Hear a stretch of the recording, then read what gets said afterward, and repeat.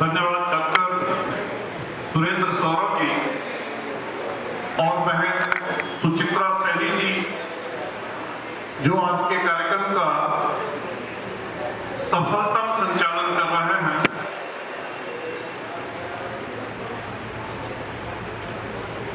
मां सरस्वती के मंदिर के पुजारियों की उपस्थिति में मां सरस्वती के उपासक मंच पर उपस्थित आज के कार्यक्रम के शिक्षा पुरोधा, जो आज के कार्यक्रम की अध्यक्षता कर रहे हैं, श्री भूदेव जी,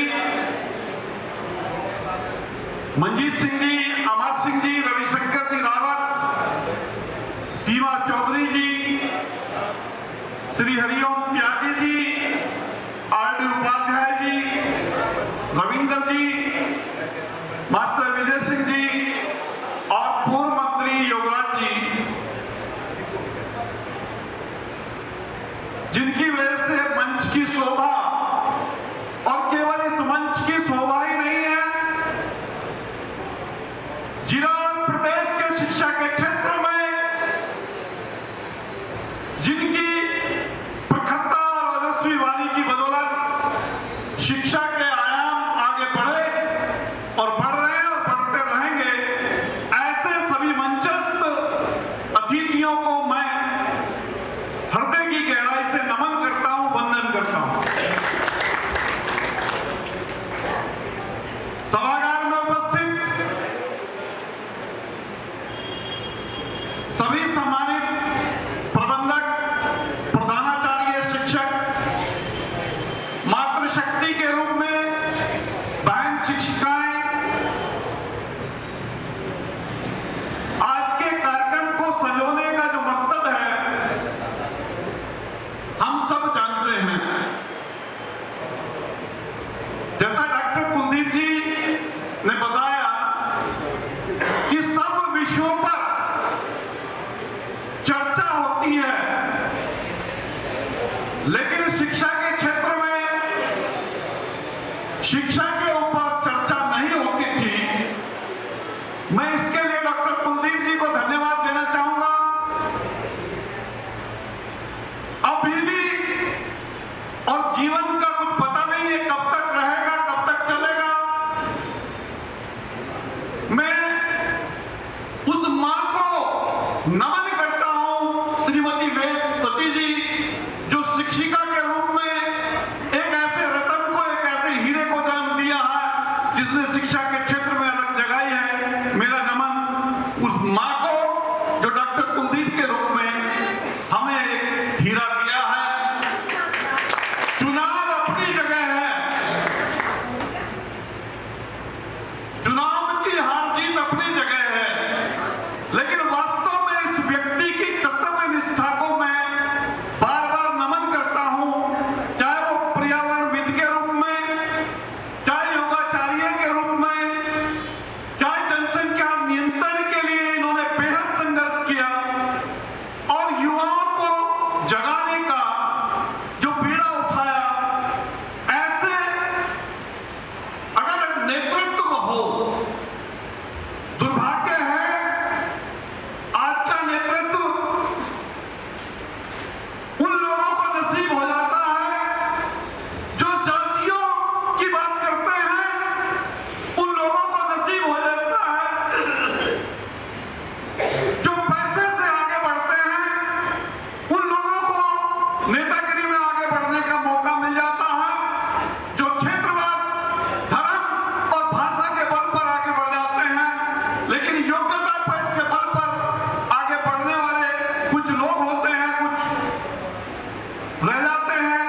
कुलदीप मलिक जी, निश्चित रूप से आप संघर्ष करते रहें, एक ना एक दिन समाज आपकी इस योग्यता को पहचानेगा और आपको नेतृत्व करने का अवसर जरूर मिलेगा।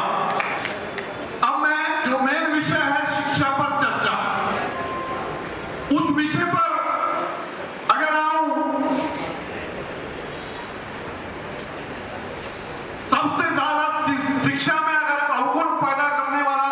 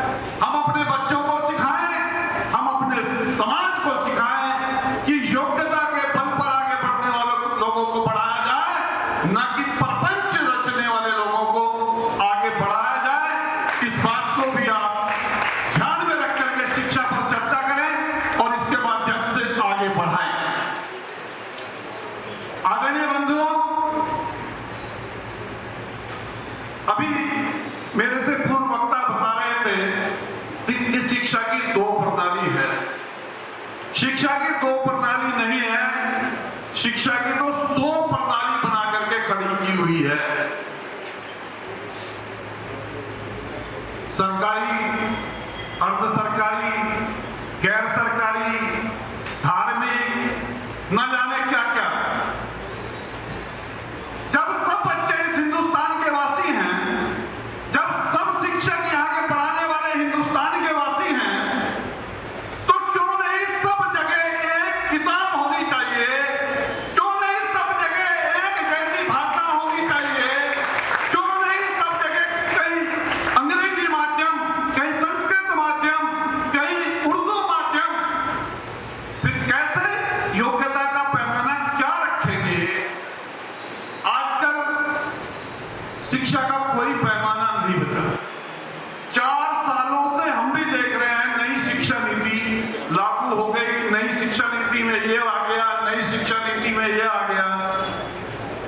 नई शिक्षा नीति में अब तक बच्चों को किताब मुहैया नहीं हो रही है, सबको किताबों के अवसर भी प्रदान नहीं हो रहे हैं। तो काहे की नई शिक्षा नीति बच्चों को स्कूलों में अपनी प्लेट, कटोरी और चम्मच का ध्यान रहता है, किताबों का ध्यान नहीं रहता है।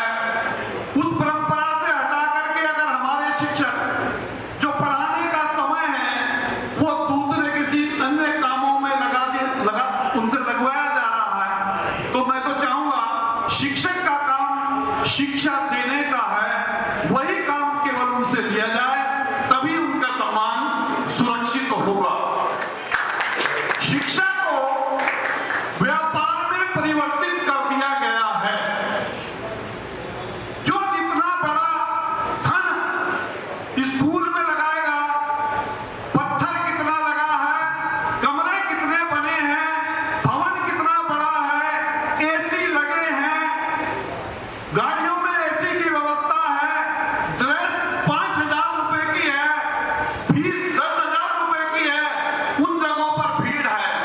लेकिन जिन शिक्षाविदों ने स्कूल खोल रखे हैं, उन शिक्षाविदों को अपनी रोजी रोटी के लाले पड़े हुए हैं, और जो व्यापारियों ने स्कूल खोल रखे हैं वो स्कूल आगे बढ़ रहे हैं। तो शिक्षा पर चर्चा का विषय यह भी होना चाहिए, शिक्षा